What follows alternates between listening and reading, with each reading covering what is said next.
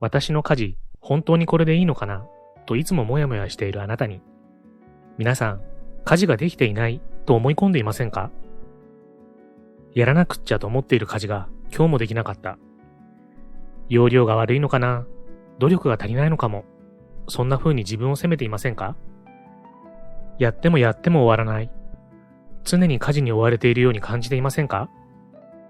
時にはやったつもりなのに思ったほど効果が出ていなくてがっかりしたり、そんな時にも何も協力してくれない家族に対してもイライラするし、一生懸命家事をやっても気づいてくれないし。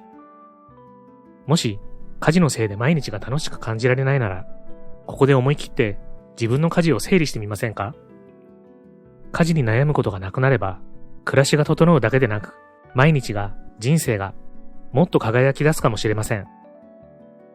こんにちは、ハピケンことハッピー研究所の翔です。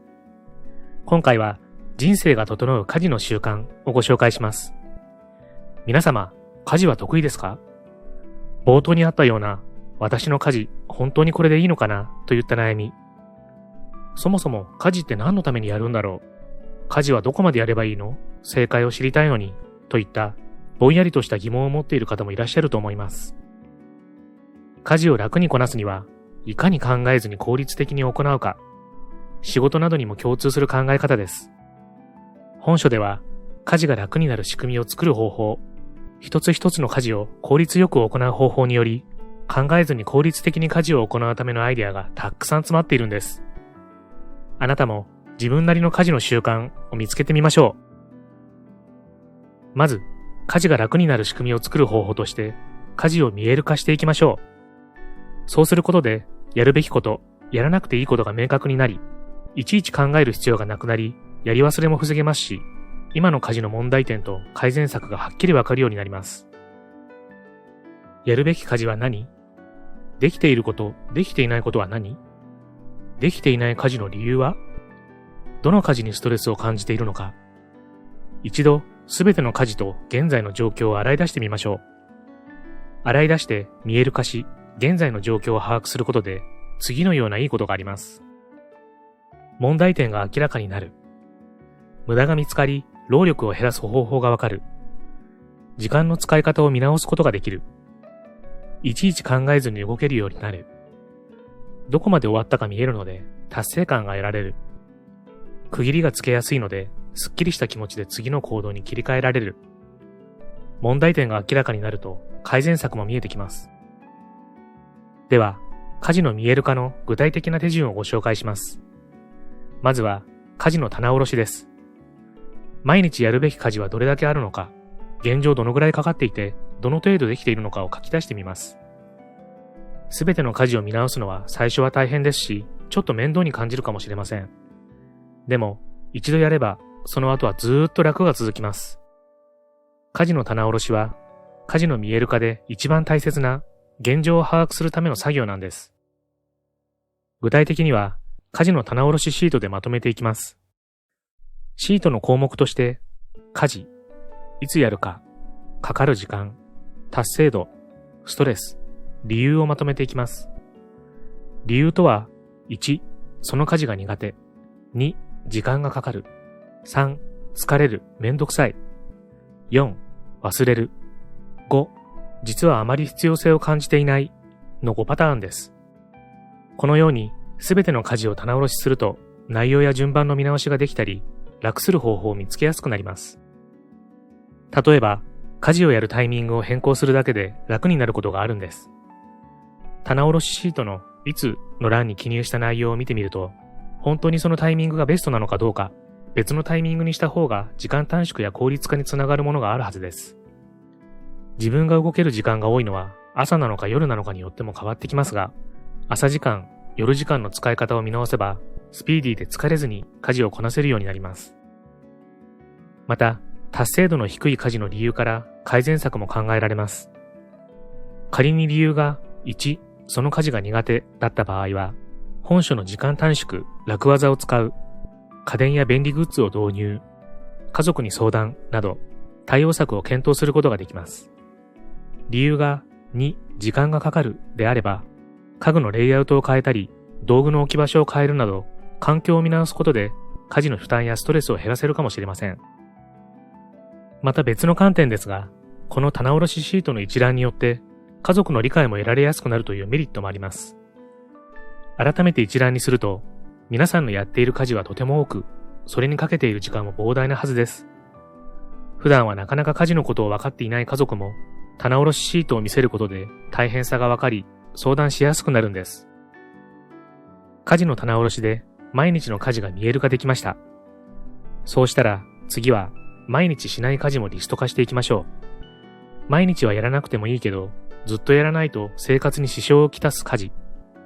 今週末こそやらなくちゃと思っていても、なかなか思い通りにできませんよね。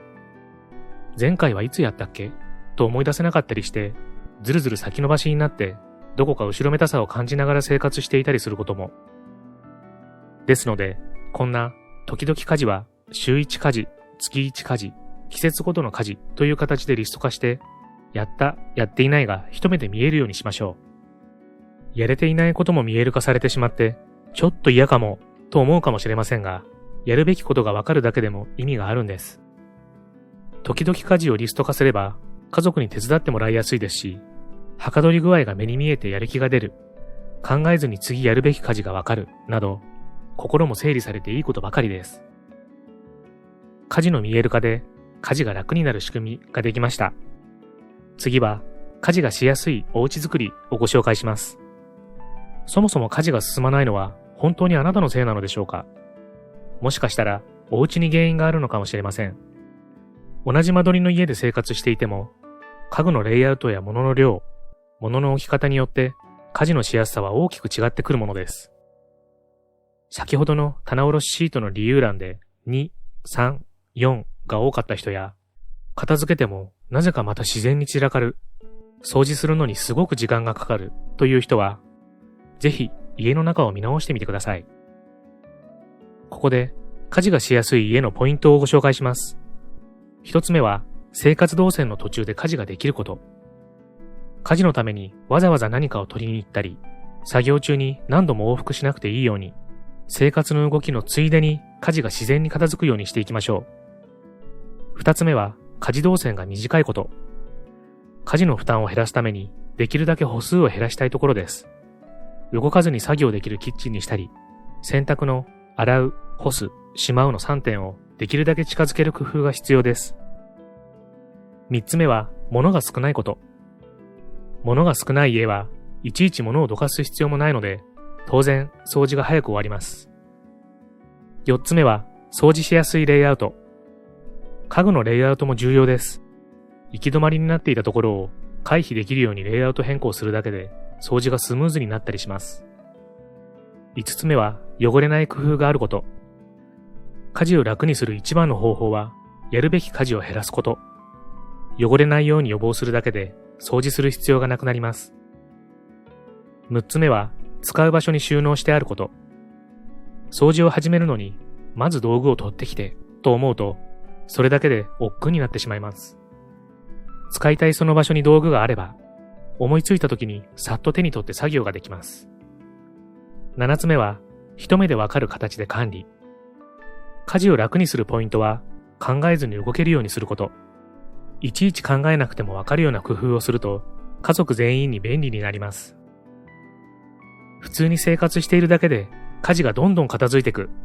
そんな家になったら、どんなに快適でしょう。たった一度、えいっと頑張って見直すだけで、その後の人生が変わるかもしれませんよ。これで、家事が楽になる仕組みが出来上がりました。あとは、本書に山のように紹介されている、家事を習慣化する時短、楽技、家事がしやすいおうち作り、家電、便利グッズなどなど、100を超えるアイデアをフル動員していけば、みるみる家事が効率化して楽ちんになっていくと思いますよ。頑張らなくても自然に家事が回り、自分のやり方に自信が持てるようになる。時にはうまく回らなくても、自分を責めることなく、のびのびいられる。本書では、そんな自分なりの家事の習慣を作る方法がたくさん載っていますので、気になる方はぜひ読んでみてくださいね。最後までご視聴ありがとうございました。これからも皆様の幸せづくりに役立つ情報をまとめていきたいと思いますので、チャンネル登録や高評価をしていただけるととっても嬉しいです。また次回の動画でお会いしましょう。皆様に幸せが届きますように。